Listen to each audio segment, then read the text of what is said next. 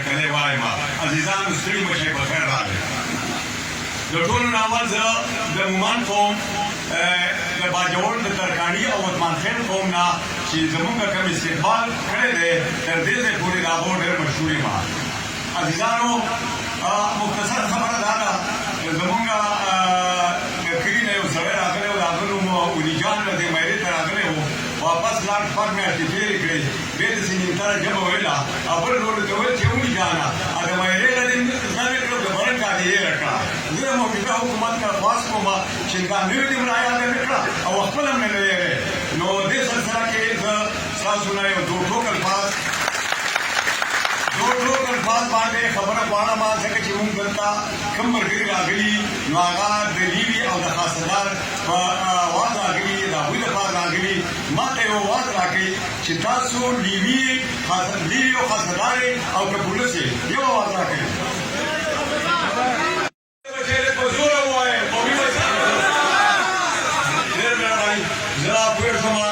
پولیس لیکلی دی او په جیب کې د آیډنټي کارډ د لیوي دی نو زه د دې تپوس هم کوم یو مثال دی وا چې لګېدای نه شوې نو پلار مې دې ویل چې ستا سره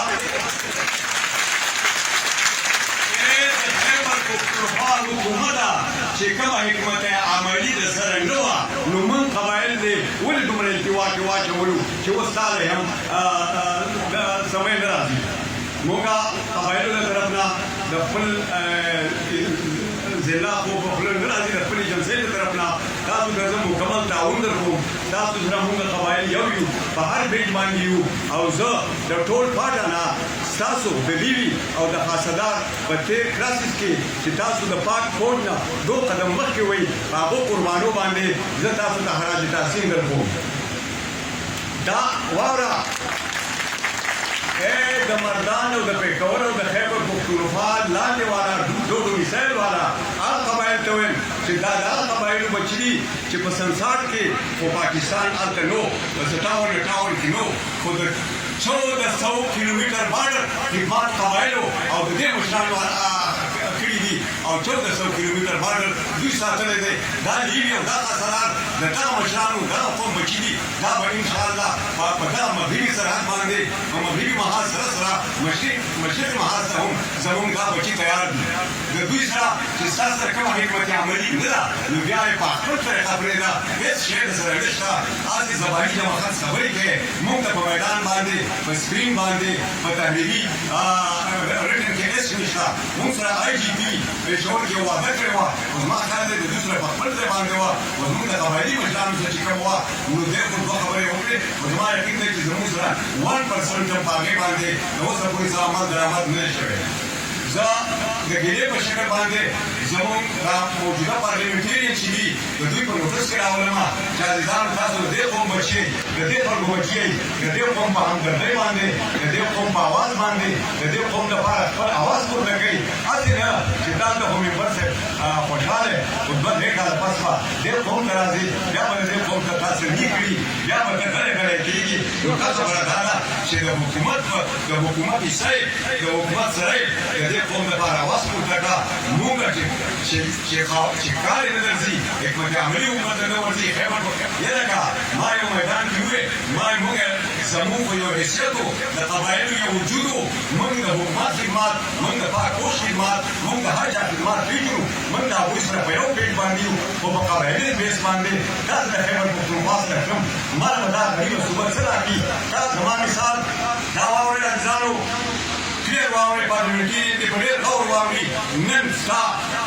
سانا 14 پارلیمنټریانز 8 سینیټر او 6 MLAs کټ شو موږ له 14 پارلیمنټریانز د پاټه کټ شو موږ له سره کړ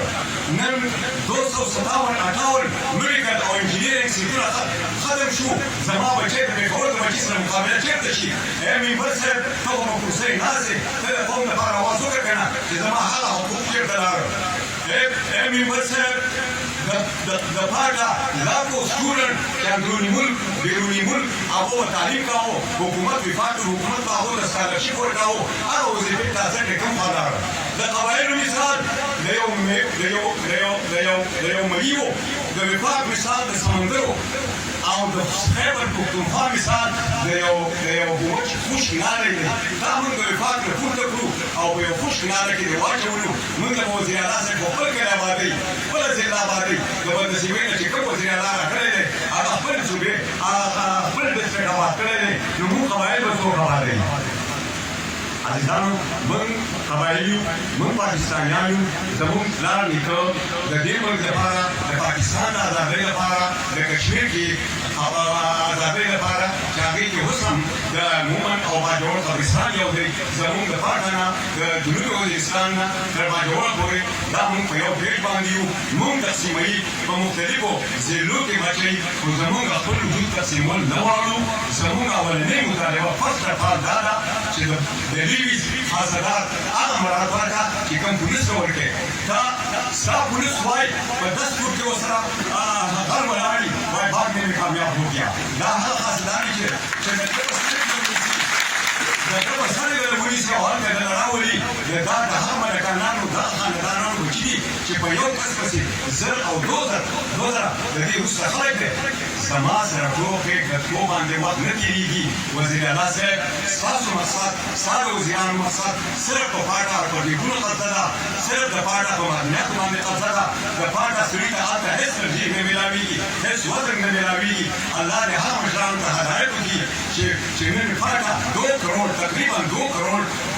قبایل هغه د خیبر پښتونخوا لاندې ته کېنول نوې پردي ډار ته کېنول په هغو باندې موږ لعنت وایو هغه مشرانو باندې چې هغوی قبایل نن د پردي ډار د پردي ډارې ته کېنول د هغې نه موږ په هغې باندې لکه نه وایو زه یو ځل بیا هم تاسو سره قبایلي